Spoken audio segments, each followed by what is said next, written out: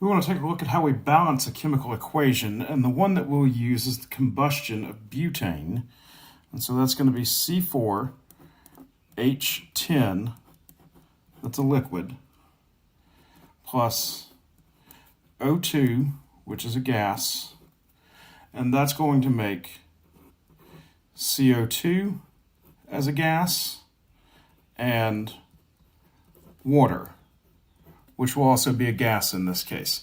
Now, it doesn't matter about the solid, liquid, or gas when it comes to balancing. All that matters is keeping track of the atoms.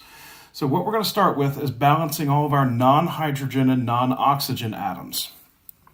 So we see on the left side, on our reactant side, we have 4 carbon atoms, and on the right side, we only have 1 carbon atom. So, what do we need to multiply the right-hand side by to get to 4 carbon atoms? We're going to need to multiply this side by 4. So every carbon is going to get multiplied by 4, which is right here. So what we have after that will be C4H10 plus O2. And the reactant side doesn't change because we haven't multiplied anything, or rather we just multiplied it by 1. Our carbon we multiply by 4, so this becomes 4CO2 plus, there's no carbon in our water, so that remains H2O. Now, our carbons are balanced. We have 4 of them. Next, we'll look at our hydrogens. We have 10 hydrogens on the reactant side, and on the product side, we have 2 hydrogens. So, we'll need to multiply our product side by 5 so that it will have the same number of hydrogens on both sides. So this now becomes C4H10 plus O2. We didn't do anything with this carbon dioxide, so it's going to stay a 4. We multiplied our waters by 5, so we'll have 5 H2O, and they're still gases. So we have 4 carbons and 4 carbons, so carbon is still balanced. We didn't do anything with oxygen at all yet, but hydrogens, we have 10 hydrogens and 10 hydrogens. So hydrogens are now balanced. And lastly, we need to look at our oxygens. On the left side, we have 2 oxygens. On the right side, 4 times 2, this is 8 oxygens plus 5 times 1 is 5, so 13 oxygens. What we're going to do in this case, we've got 2 and 13. All of our oxygens on the left, we want to multiply by 13. And every compound that has oxygen on the right, we're going to multiply by 2. So this would give us C4H10 as a liquid plus our oxygen multiplied by 13, so 13 O2.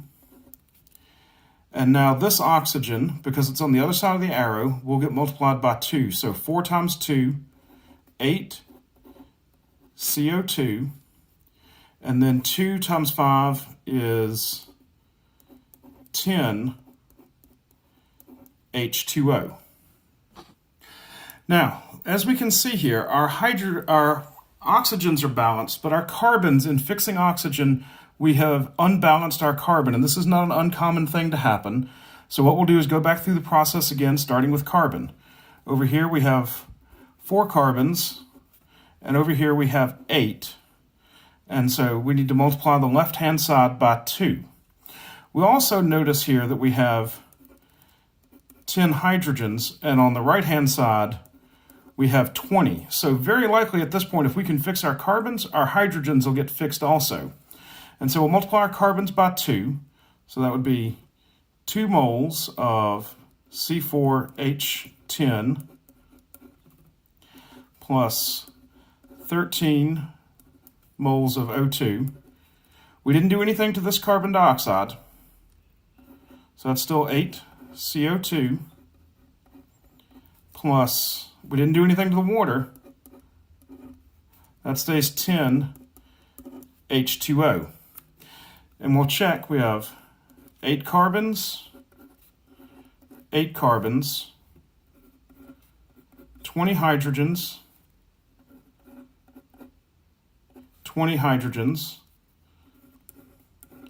26 oxygens, 16 plus 10 is 26 oxygens.